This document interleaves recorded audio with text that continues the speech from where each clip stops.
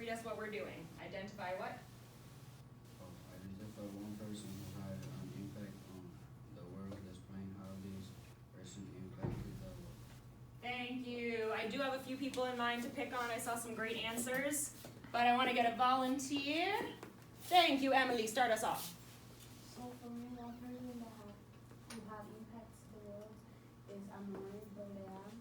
He's impact the world because of his good song and also because he's dating a young, beautiful woman who's also a singer. Ah, so someone who's maybe famous, popular, inspirational. What did you write about? Oh, thank you, Angel. Yes. I put Frederick Douglass had a big impact in the world because he was the first African American who learned how to read. Very nice. Or maybe not the first African American who learned how to read, but made it, known that African American people should be allowed to learn how to read and fought for that right.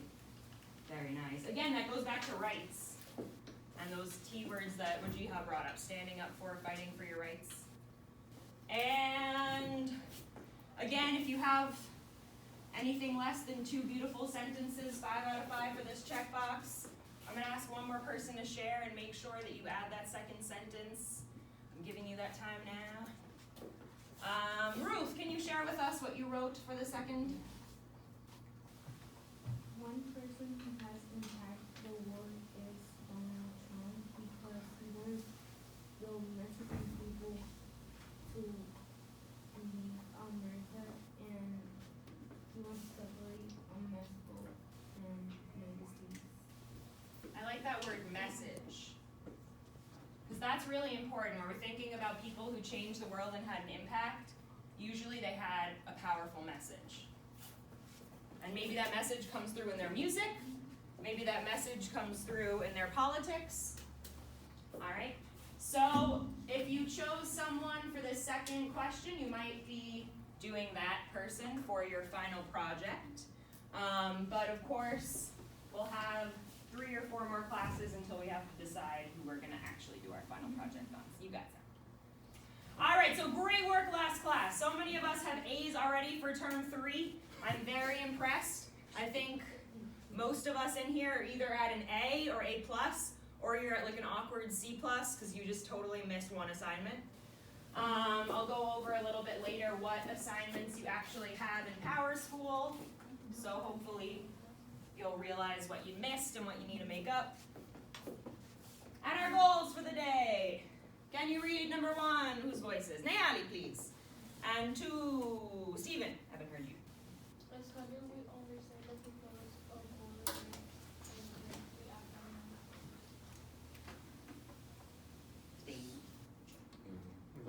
Scholars will write a paragraph using their annotations from a non-fiction article about the influenced individuals Martin Luther King Jr.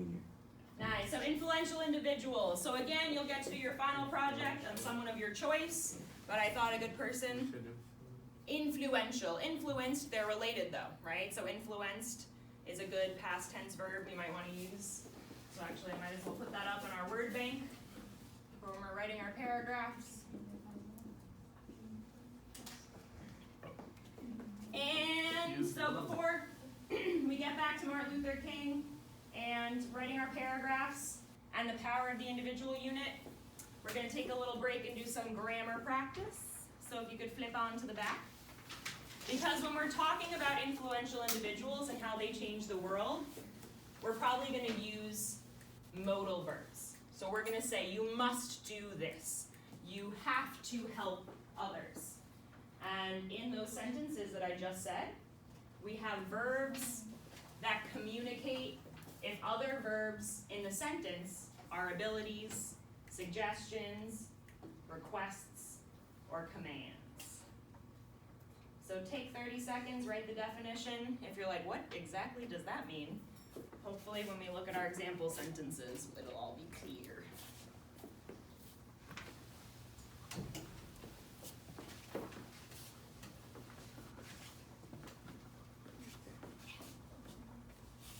Command, it's like, you must do this. Go, take your hoodie off. Go to bed. And we'll see a little bit in our example sentences.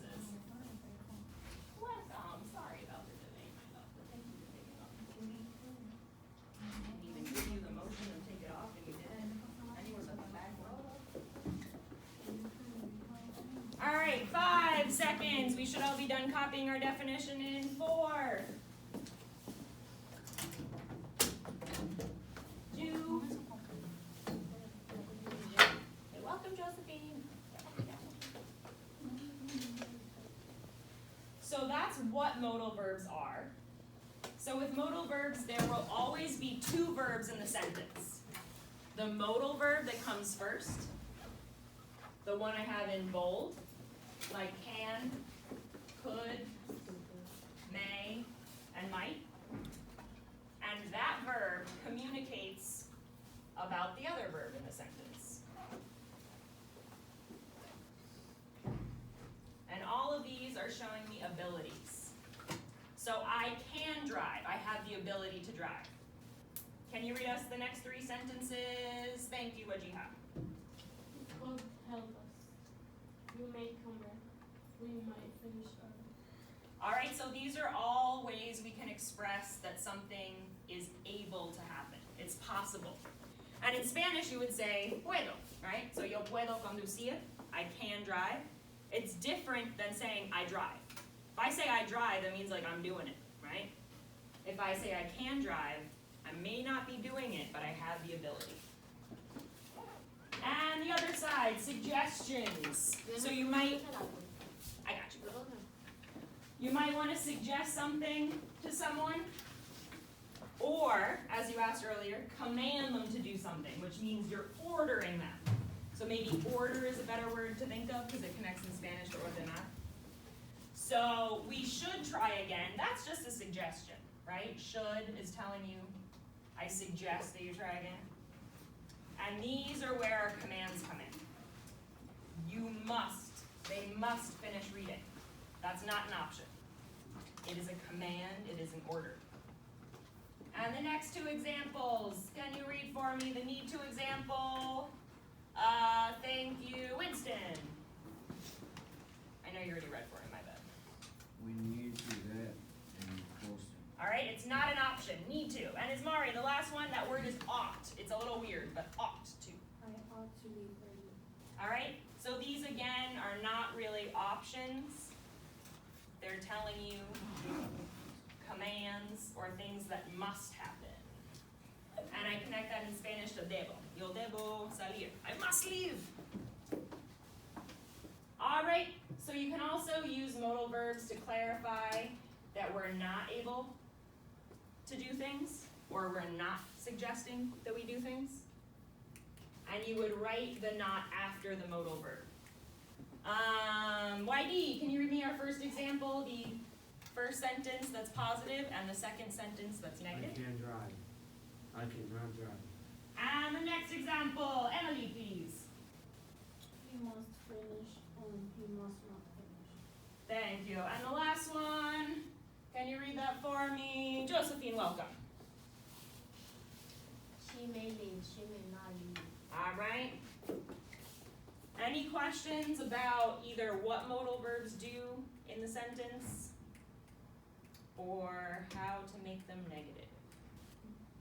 I feel like you experience them a lot. You use them a lot. I hear you use them all the time. So now we're just kind of figuring out what exactly they're for. So the directions. Can you read that for me? Thank you. Dedali. Complete each.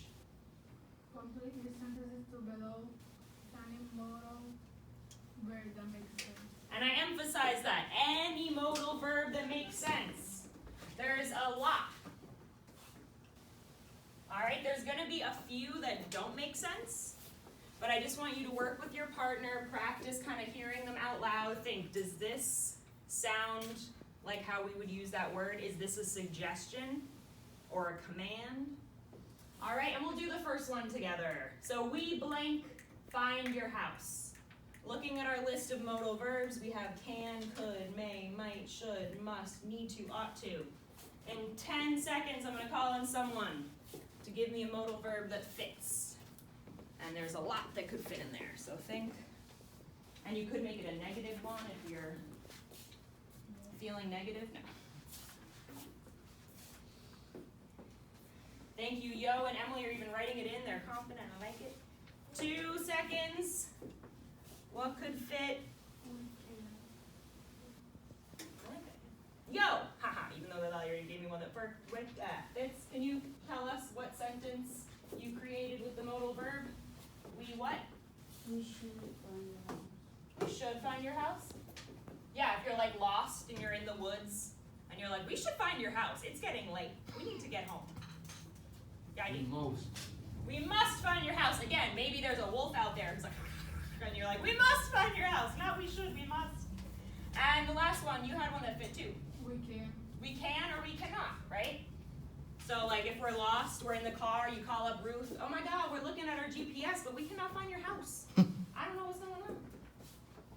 Right, so a lot of these would fit. I had must up there, we must find your house. I was thinking the same thing. We cannot find your house. Right, so there are a lot of modal verbs that fit. I just want us to get a little practice because we'll be using them a lot when we're writing about people that change the world. Because usually we're gonna say, you must do this, you should do that. All right, so Emily and Wajiha, you guys wanna partner up? And Ismari, you wanna partner up with Josephine?